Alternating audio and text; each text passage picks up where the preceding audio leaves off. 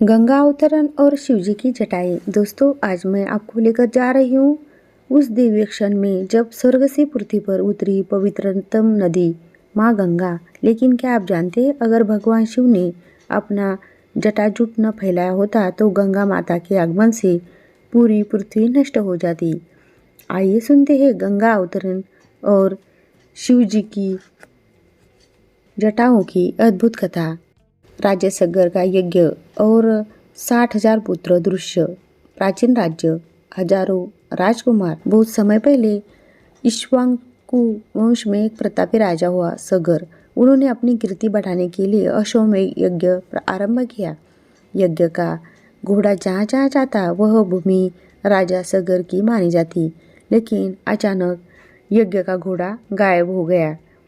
राजा सगर के 60,000 पुत्र उस घोड़े को खोजते हुए धरती के नीचे पाताल लोक तक पहुंच गए। वहां उन्होंने देखा एक महर्षि गहरी तपस्या में लीन है और पास में ही वही यज्ञ का घोड़ा।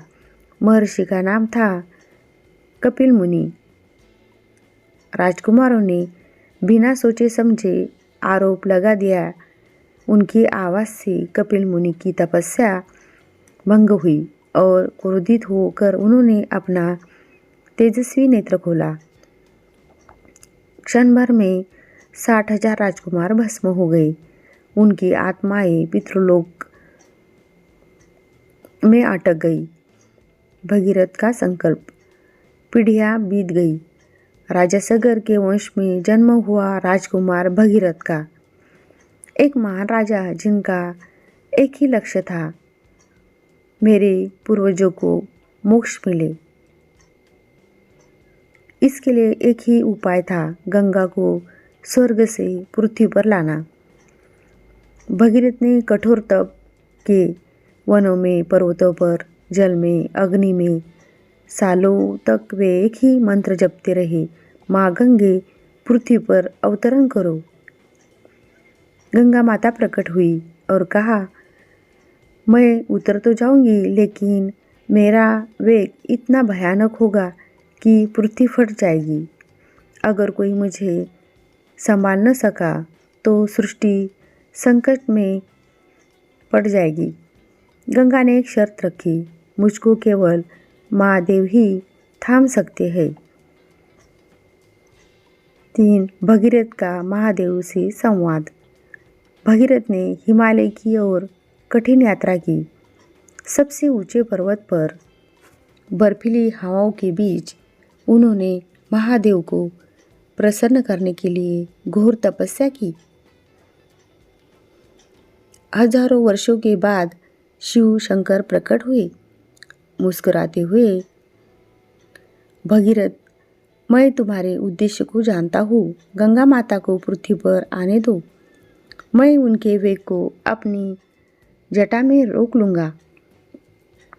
भगीरथ भाव विभोर होकर निवेदन करते हैं, प्रभु, केवल आप ही दुनिया को विनाश से बचा सकते हैं। गंगा का पृथ्वी पर उतरना। दृश्य, अथाह आकाश, बादल, प्रकाश। गंगा माता स्वर्ग से उतरने लगी। उनका जल हिमालय पर गिरता हुआ मानो कई लाख जल प्रलय एक साथ उतर रहे हो। गंगा सोचती है, मैं शिव की जटा पर आघात करूंगी ताकि वे मेरा वेग सह न सके। लेकिन जैसे ही वे जोर से गिरती है,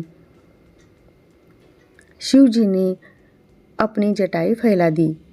गंगा का पूरा वेग, पूरा प्रवाह जटाओं में इस तरह समा गया जैसे महासागर एक लहर में कैद हो गया हो। गंगा स्तब्ध। उन्हें अहंकार था कि वे असीम हैं, लेकिन महादेव ने उन्हें अपनी जटाओं में रोक लिया।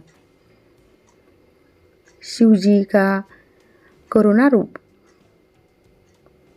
गंगा माता विनम्र होकर बोली, भोलेनाथ, मुझे मुक्त कीजिए। मैं भगीरथ के पूर्वजों को मुक्ति देने चाहती हूँ। शिवजी मुस्कुराए, गंगा, तुम संसार का कल्याण करने आई हूँ, मैं तुम्हें मुक्त कर देता हूँ।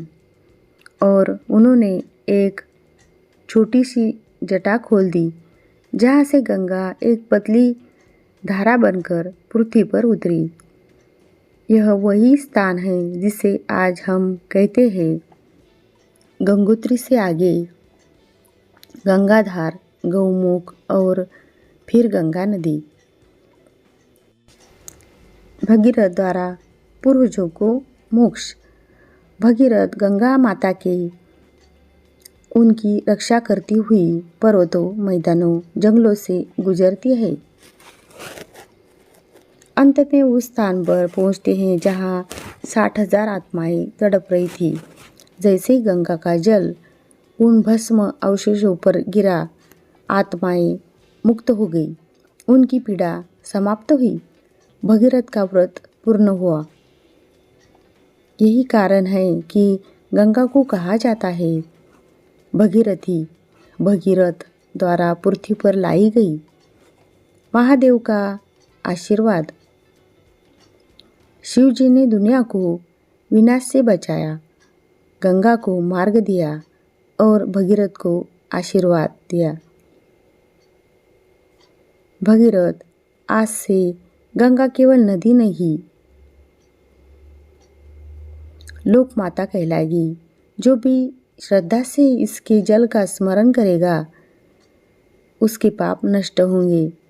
गंगा माता ने भी प्रण लिया, मैं इस धरा को पावन रखूंगी। तभी से गंगा को माना जाता है त्रिलोक पावनी, मोक्षदायिनी, मुक्तिदायिनी। अंत में दोस्तों, गंगा माता का अवतरण केवल एक कथा नहीं, बल्कि यह संदेश है कि कर्म, तपस्या और भक्ति असंभव को भी संभव बना देते हैं। और भगवान शिव जब किसी का भला करने का संकल्प लेते हैं तो पूरा ब्रह्मांड बदल जाता है। आपको ये कहानी कैसी लगी कमेंट बॉक्स में ज़रूर बताइएगा। कल फिर मिलेंगे। Thank you.